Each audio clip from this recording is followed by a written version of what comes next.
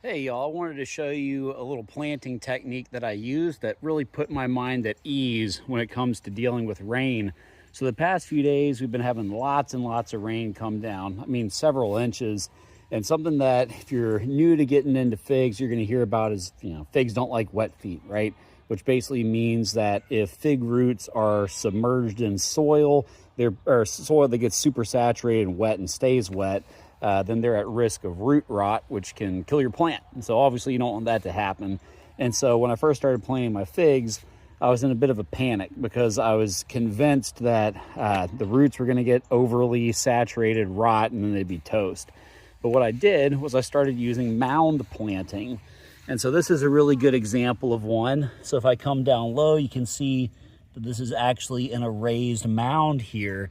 And that's going up probably about like 9-10 inches above grade for where the top of the soil is there. And so just some notes on what I did. This mound is improved soil. So I'm using native soil, I'm using compost, I'm using mulch, and I'm using coarse sand. I use Quikrete, so you can get that from Home Depot, just the Quikrete sand. And make sure it's coarse, don't get fine sand, because that could be problematic because it can get really kind of turn into concrete basically. So you want that coarse sand.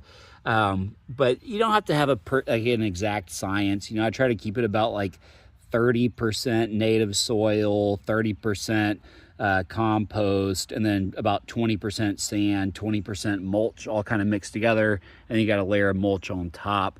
But essentially what that's doing is it's providing a really nice medium for these roots to push through and grow into whenever you plant it.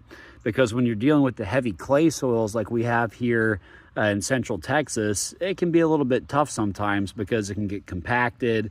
And when it gets hot, if it's like a long dry summer, those roots are gonna have a really tough time expanding into it and helping the tree get established.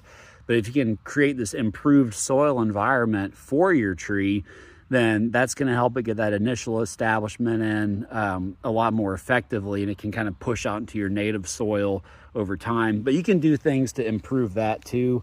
Broad forking is something I really like. You can tell I need to cut my grass. I mean, it's been raining, so I can't. But yeah, these mounds have been awesome as far as helping my trees really thrive. So you can see another one over here. And there's a little bit of experimentation as to the different mound heights. But as you can see, I've got these little improved soil mounds and the trees are loving them. And one of the great things is when it rains and rains like it did, I'm not sweating it one bit.